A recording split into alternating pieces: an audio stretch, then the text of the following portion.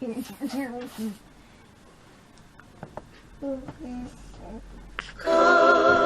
unto me, saith God's own Son, ye heavy laden and undone, with sins hard and weary,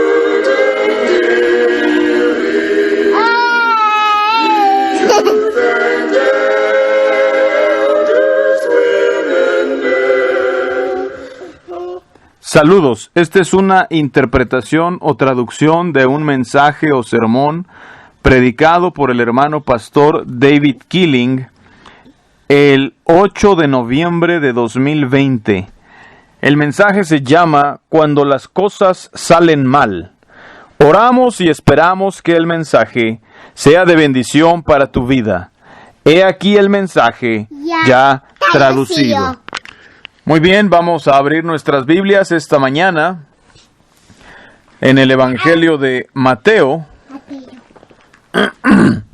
El Evangelio de Mateo, capítulo 26. Vamos a leer a partir de el versículo 36. Mateo 26, 36. Para leer allí, dice así. Vamos a orar antes de leer, vamos a orar antes de leer. Padre nuestro, venimos ante ti esta mañana dándote gracias por tu bondad, tu misericordia, tu amor. Te damos gracias por todo lo que has hecho y haces por nosotros. Pedimos que nos des sabiduría y nos llenes de tu Espíritu Santo para hallar ánimo, coraje, fe y fuerza, Señor. Pedimos tu bendición sobre nosotros al abrir tu palabra. Que nos guíes, oh Padre. Nuevamente, gracias por todo lo que haces por nosotros. Recibe toda la gloria, la alabanza y el honor en el precioso nombre de tu Hijo Jesús. Amén. Bueno, esta mañana estuve pensando, antes de leer aquí, estuve pensando en este salmo que dice: alzaré mis ojos a los montes, ¿de dónde vendrá mi socorro? Y contesta, ¿verdad? Mi socorro viene del Señor. Era un momento de mucha turbación, de muchos problemas, de muchas pruebas para David cuando escribió ese salmo.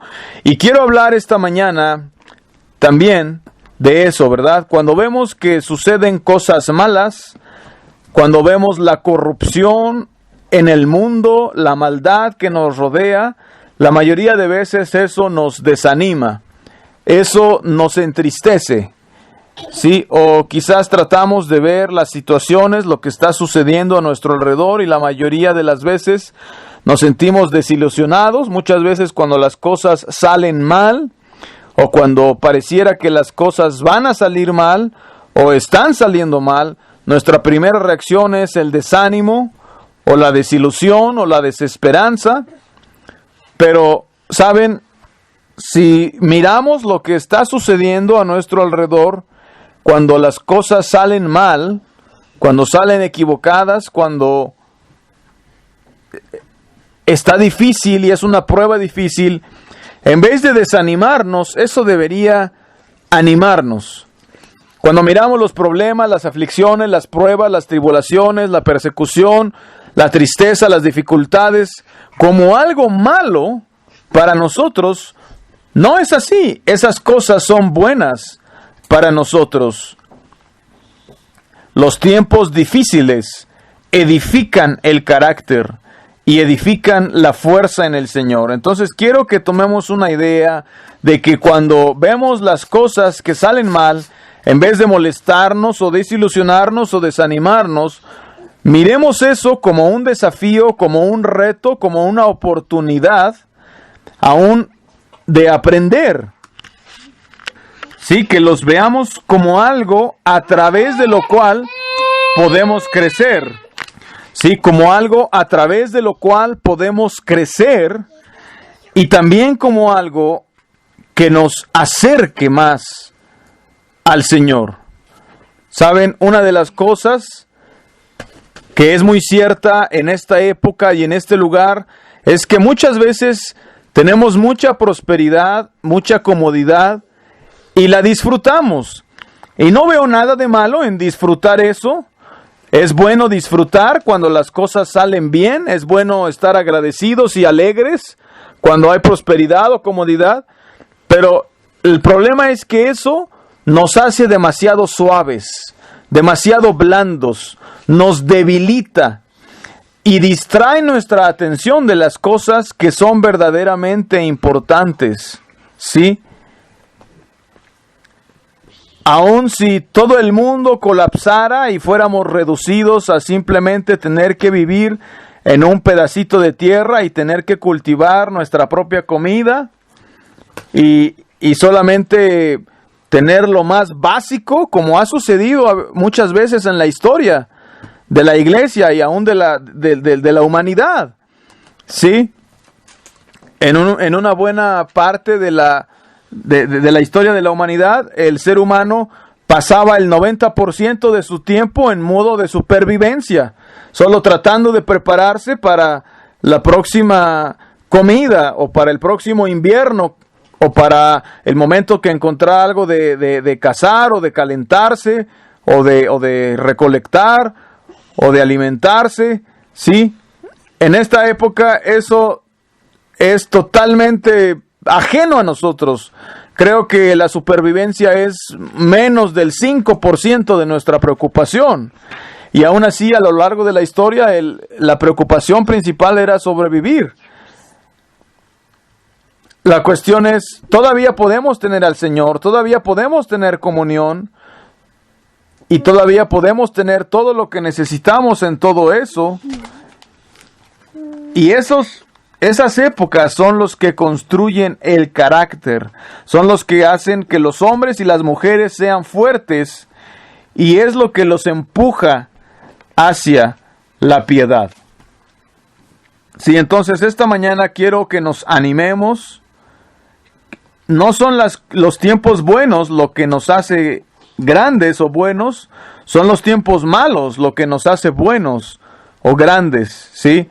Aprendemos a depender de Dios, a confiar en Él. En tiempos de prosperidad es un poco más difícil confiar en Él. Además nos hacemos débiles, nos hacemos suaves, blandos y necesitamos esa fricción tal como el hacha o el machete o la navaja necesitan una fricción para poder afilarse.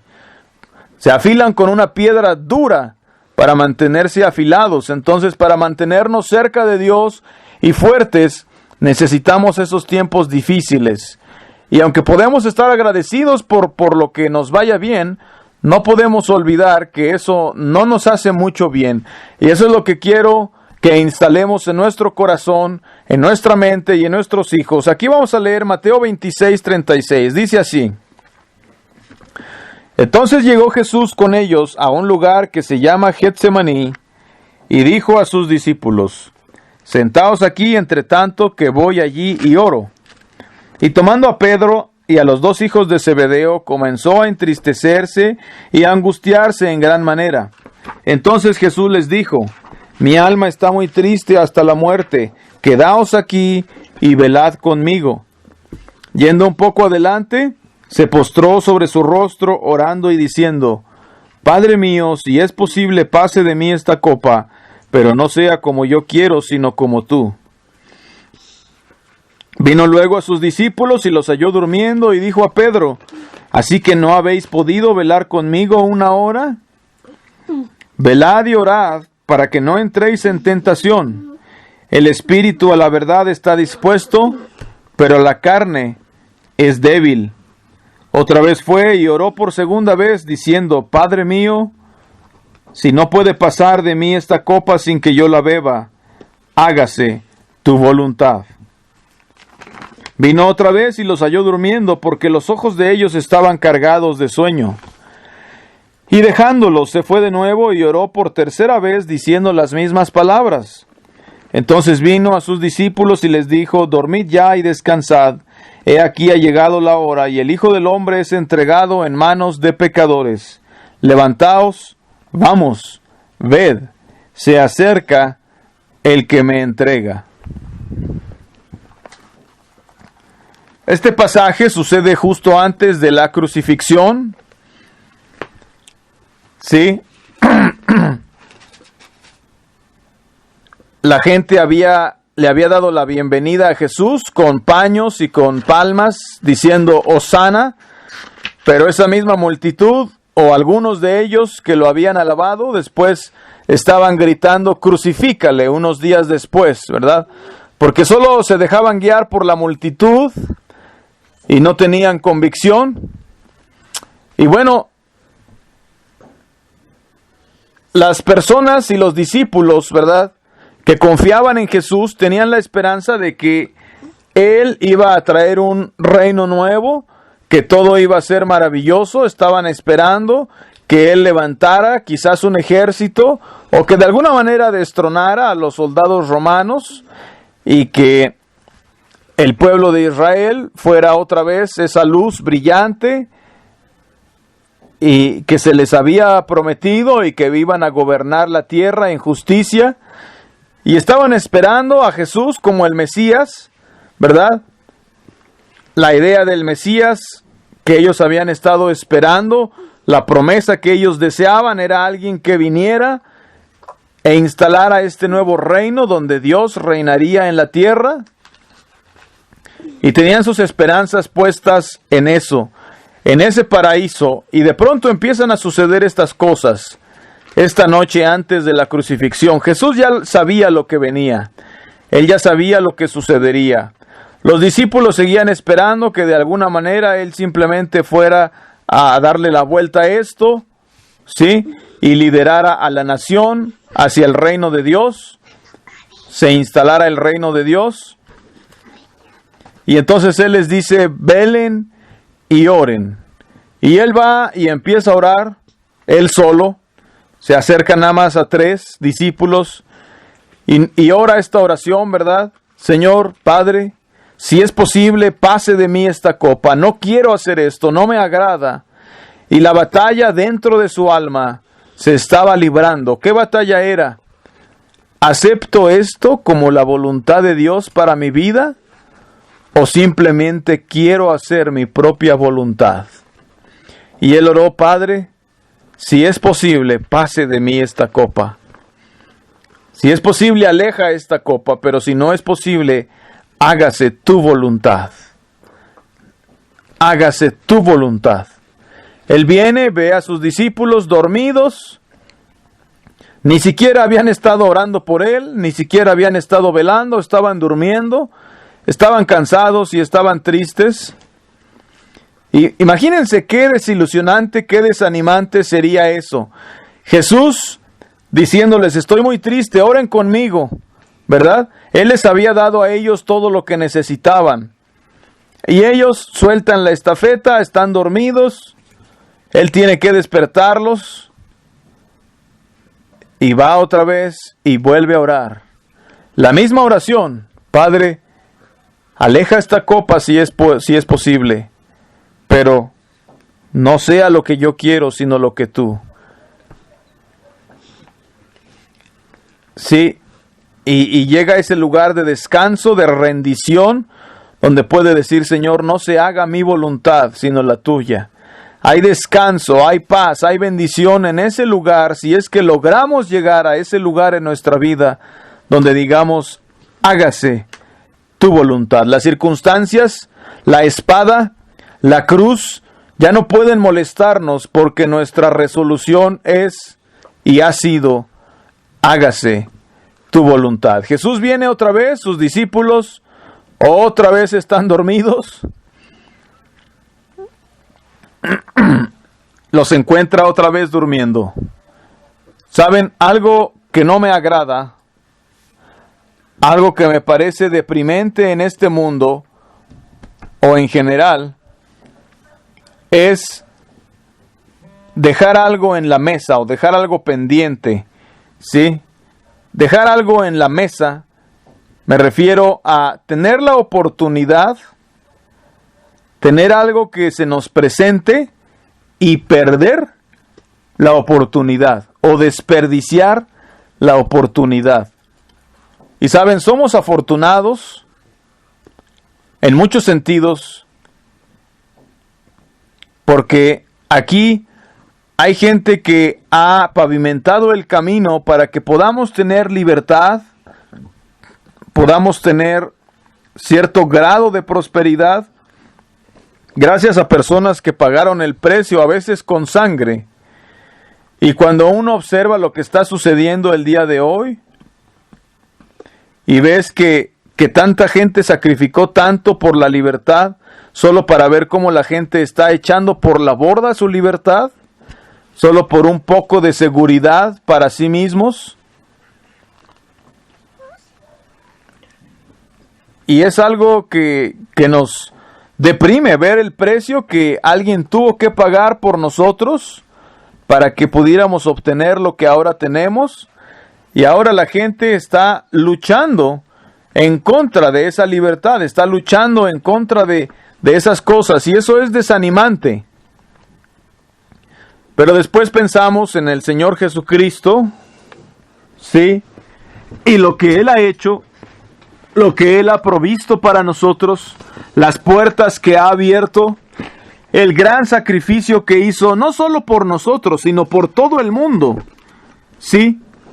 Y cómo el mundo desperdicia esa oportunidad, menosprecia ese gran sacrificio que Él hizo, que Dios proveyó, menosprecia esa puerta que está bien abierta, ¿verdad? Y no saben cuán desanimante ha de ser Dios.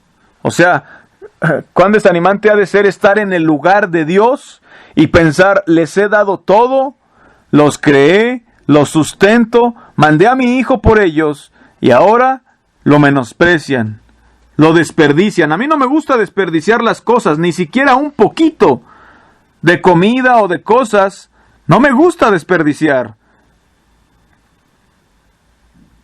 Y sin embargo, ¿cuánta gente desperdicia? ¿Y qué lucha es ver algo que se desperdicie? ¿Cómo se sentirá el Señor cuando mira aquí? Cuando observa todas las cosas que hemos desperdiciado. No cosas materiales, sino cosas espirituales, bendiciones que Él ha provisto, que Él ha almacenado, que Él ha abierto las puertas, que Él ha enviado abriendo las ventanas de los cielos, y las contamos como nada. Las oportunidades que hemos perdido, que hemos preferido hacer otra cosa en vez de agarrar esa oportunidad de alcanzar la paz por medio de Él. Y en vez de eso pasamos todo el tiempo en turbación, buscando un plan distinto que el de la voluntad de Dios. Hágase tu voluntad. Hay un poder tremendo en esas palabras. Esta noche Jesús luchó tanto hasta que dice la Biblia que empezó a sudar gotas de sangre en esta batalla de rendir su voluntad a la del Padre. Pero el día siguiente, cuando vinieron para llevarlo, ya no peleó, ya no batalló, tenía paz, y mientras estaban clavando sus manos y sus pies, y mientras colocaban esa corona de espinas sobre su cabeza, podemos imaginarnos la paz y el descanso en el rostro de Jesús. Mientras todo eso le estaba sucediendo, un hombre normal estaría peleando, golpeando, gritando antes de poder someterse a que le hicieran eso. Pero podemos imaginar a Jesús, el rostro que tenía de seguridad, de paz, de descanso, mientras le hacían esas cosas, sabiendo la tragedia que ellos estaban trayendo sobre sí mismos. Queremos cosas buenas para todos, ¿verdad? Y cuando vemos que toman un camino que es malo para ellos, cómo pelean y van en contra de ese camino y van por el camino opuesto al que sería bueno para ellos, y eso va a hacer que les vaya mal, duele, desanima, es triste. Nos encantaría ver a todos vivir con paz, pero la gente hace cosas que le trae exactamente lo opuesto. Y es difícil aceptar eso. Pero Jesús atravesó todo esto, toda esta misma lucha.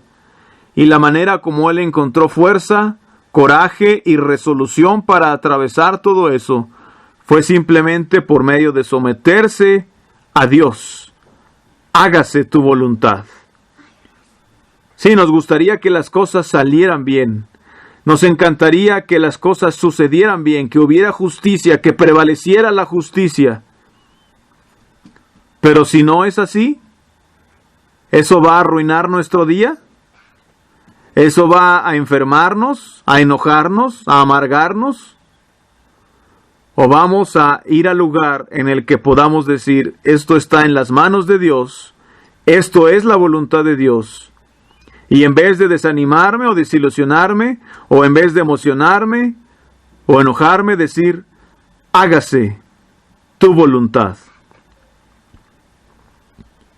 Nuestra vida, nuestra iglesia, nuestra familia, nuestra nación, Dios tiene todo bajo control y podemos agradecer y aún emocionarnos acerca de la voluntad de Dios. Los discípulos esperaban un nuevo reino y al día siguiente estaban con su Mesías muerto, llorando, tristes. La esperanza de su reino había muerto, había desaparecido. Estuvieron sentados 3 días los discípulos y las mujeres llorando, lamentándose. ¿Por qué no pudo haber sido de otra manera?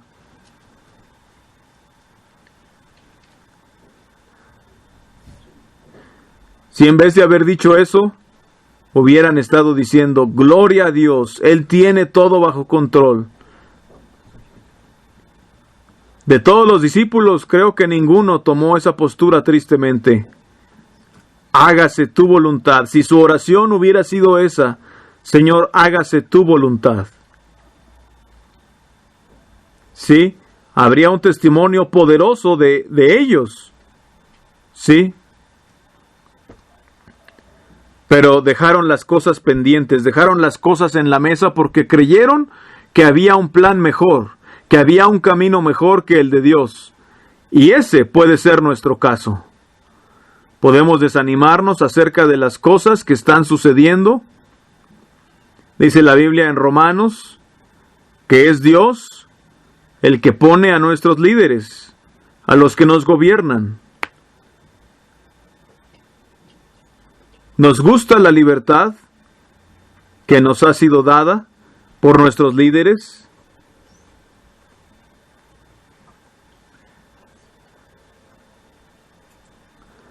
Pero si no tenemos un líder como ese, es porque Dios puso a otro. Dios puso al que necesitamos. Algunos se molestan con nosotros porque no votamos o porque no nos involucramos tanto en estas cosas de la política.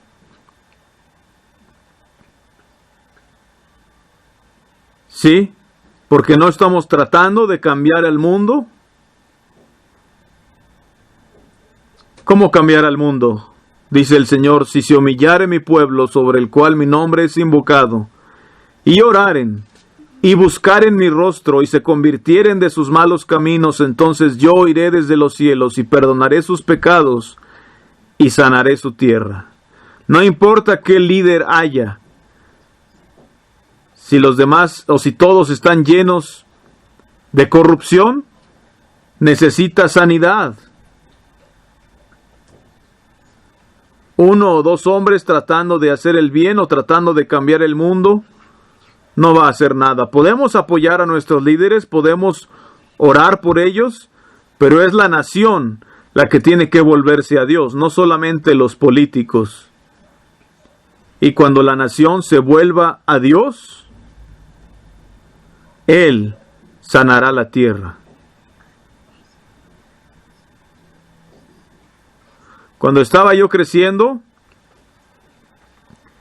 era un escándalo jugar béisbol el miércoles por la noche porque era la reunión de oración, o el domingo por la mañana. Era un escándalo. En estos momentos ni siquiera puede uno manejar por el tremendo tráfico que se hace, porque el diamante de béisbol está lleno. Los campos de béisbol y de softball están llenos el domingo por la mañana. Todos están jugando a la pelota, jugando un juego que no tiene mucho sentido para el Señor.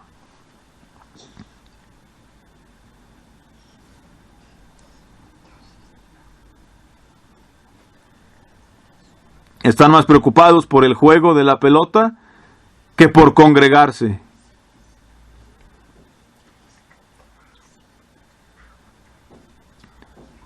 Sí, y congregarse, lo hemos dicho, no es ni siquiera lo más importante, pero aún la iglesia más liberal se congrega, o por lo menos pasa algunos minutos tratando de adorar a Dios.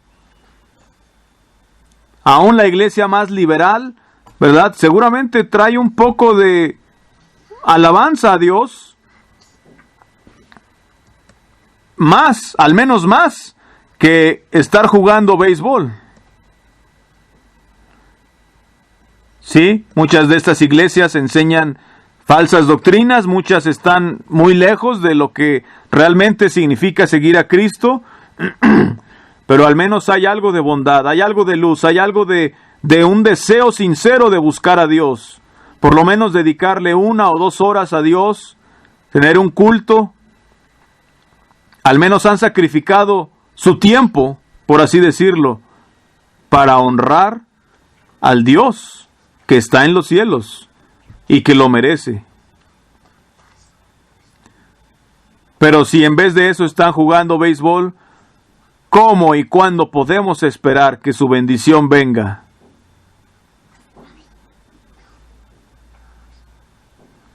¿Cómo y cuándo podemos esperar que Dios sane la tierra? Si la sal se desvaneciere, dice la Biblia, no sirve más para nada, sino para ser echada fuera y hollada por los hombres. Lo único que está en nuestro poder es ser exactamente lo que Él quiere que seamos, la sal de la tierra. Y para ello tenemos que estar rendidos a la voluntad de Dios, rendidos de tal forma que en pobreza o en riqueza, cuando las cosas vayan bien o cuando vayan mal, podamos tener tal rendición a su voluntad que tengamos la misma fuerza, la misma esperanza, el mismo coraje, el mismo valor y la misma fe.